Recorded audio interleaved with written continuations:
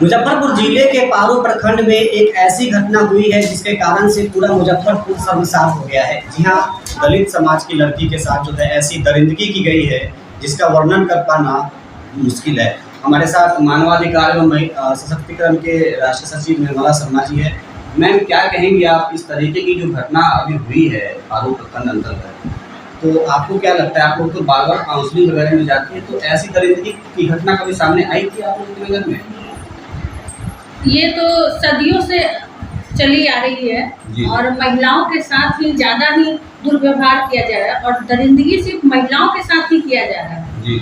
जहाँ तक सरकार कहते हैं कि महिलाओं को सशक्त बना रहे हैं, महिलाओं को आत्मनिर्भर बना रहे हैं, अधिकार दे रहे हैं, लेकिन हमें नहीं लगता है कि महिलाओं को अधिकार मिल रहे हैं। अगर अधिकार होता तो आज मोमिता देवनाथ के साथ और रूपा कुमारी के साथ ऐसे कांड नहीं होते। तो आपका कहना है कि अभी भी सरकार कितना भी दावा कर ले लेकिन महिला अभी सुरक्षित नहीं है। महिला का जो सुरक्षा का जो अधिकार दिया गया है सभी संविधान में भी दिया है। सरकार जो है तमाम तरह की जो व्यवस्था की है, दावा करती है कि महिला सुरक्षित हो गई है, हर जगह महिला को दुर्व्यवहार नहीं किया जा रहा है, उनके साथ गलत नहीं हो रहा है।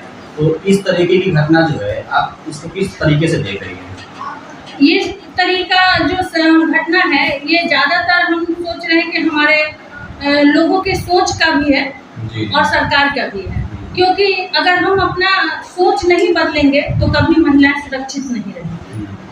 हम अपने बहू बेटी को, अपने घर के बहू बेटी को इज्जत देते हैं, लेकिन औरों के बहू बेटी के साथ गलत करने का सोचते हैं।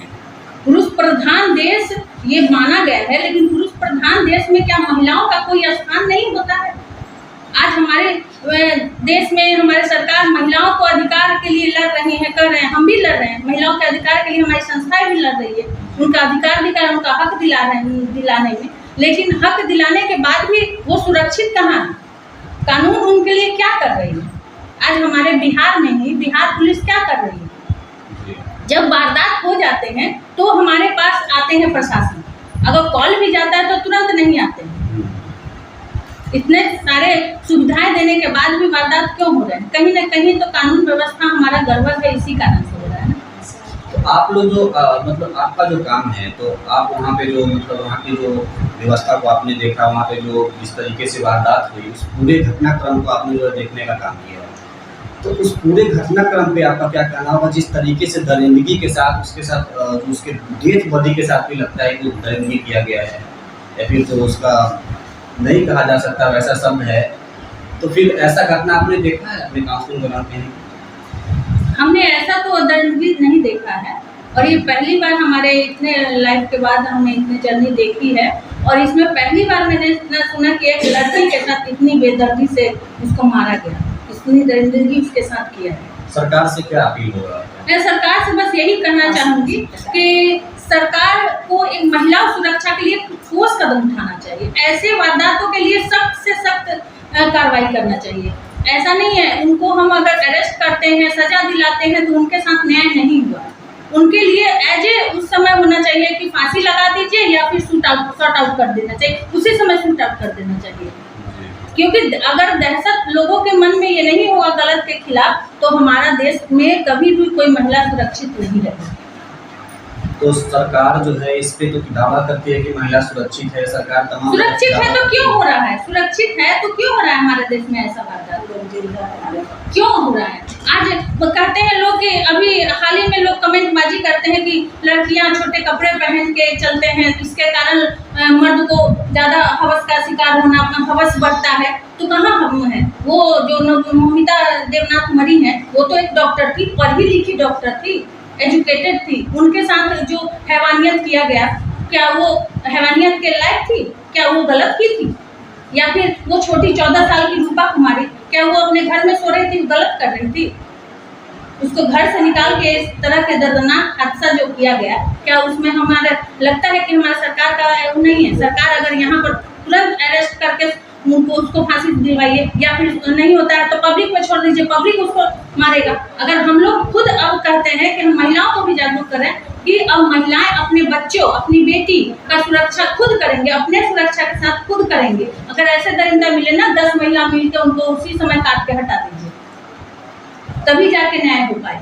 तो बिहार की सरकार से आपका ये कहना है कि जो है मतलब जो लड़की है, जो महिला है, उसकी सुरक्षा की जिम्मेदारी लेनी चाहिए और अच्छे तरीके से निभानी भी चाहिए, ताकि हाँ, इस महिला पर का सुरक्षित रहे। सरकार से हम यही अपील करते हैं कि इस पर एक ऐसे सख्त कानून बनाया जाए जो ऐसे करने वालों के मन में सोचने से भी भय हो कि ऐसा करने पर हमें बहुत कड़ी सजा मिलेगी। मौत ही होना चाहिए, ऐसे लोगों के लिए मौत ही होना चाहिए। हम तो ये कहते हैं कि इसमें कोई इंसानियत नाम का कोई चीज ही नहीं होना चाहिए, कोई कानून उस पर अहमियत दिखाए ही ना, सीधा उसको फांसी की सजा दे। आप लोग भी मैम बार बार लगातार काउंसलिंग में जाती रहती हैं। अभी ये देखने को मिला है कि लगातार तलाक की जो घटना है, पति पत्नी को शादी के 2 साल हुए और फिर तलाक हो गए, तो ऐसी घटना भी देखने को ज़्यादा मिल रही है। तो क्या लगता है आपको कि ये घटना क्यों हो रही है? इस तरीके की जो शादी हुई 2 साल में तलाक हो गया, तो क्या लगता है आपको, कैसा ये मतलब कैसे ये सब संभालेंगी आप, कैसे इसको सुचारू रूप से व्यवस्था में लाएंगी आप? देखिए, तलाक तो जो हो रहा है वो ज्यादातर पति पत्नी के बीच में या तो गलतफहमी के कारण हो रही।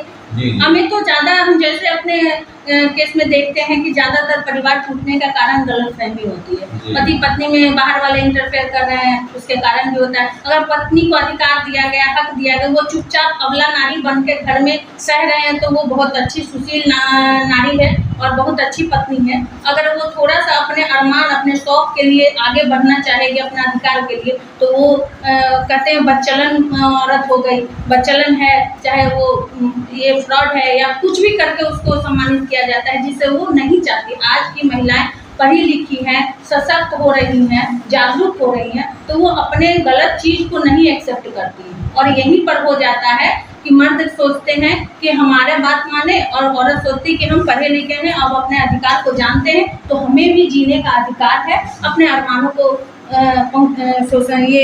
पहुंचाने का, पूरा करने का अधिकार है, जिसके कारण वो आगे बढ़ती हैं। और यही कारण है कि परिवार में मनमुटाव होने लगता है और परिवार तो मानवाधिकार एवं महिला सशक्तिकरण संस्थान की राष्ट्रीय सचिव निर्मला शर्मा जी हैं। और किसी भी प्रकार की अगर आपके परिवार में कोई भी आपको लगता है कि हमको न्याय नहीं मिल रहा है, या फिर अगर आपको न्याय की ज़रूरत है, तो आप इनसे संपर्क कर सकते हैं। मैम का जो कॉन्टेक्ट नंबर होगा डिस्क्रिप्शन बॉक्स में डाल देंगे, तो आप लोग मैम से संपर्क करिए और अपनी तमाम जो अपने अंदर की जो भड़ास है वो अपने घर में निकालने के बजाय वो सारी बातें मैडम के समक्ष रखें, और फिर न्याय मिलेगा आपको, फिर अपने जीवन को गुजर बसर करने में आपको परेशानियों का सामना नहीं करना पड़ेगा। मैं यही कहना चाहती हूँ आप सभी महिलाओं से कि कम से कम अपनी बेटी को अपने दोस्त के तरह ये बनाइए और बात कीजिए। कहीं भी उसके साथ अगर गलत हो रहे हैं तो उनके मन का बात जानने की कोशिश कीजिए, और उनको अपने परिवार में ऐसे घुल मिल के रखिए ताकि वो गलत जगह पर जाकर ना फंसे। और महिलाएं अपने बच्चों की सुरक्षा, अभी जो जिस तरह के समय चल रही है, अपने बच्चों की सुरक्षा खुद ही करने का लीजिए। धन्यवाद। तो मैम जो कहें आप इस बात को फॉलो करिए, यही उम्मीद और कामना के साथ मिलते हैं फिर नेक्स्ट वीडियो में। चैनल को सब्सक्राइब कर लीजिए। धन्यवाद।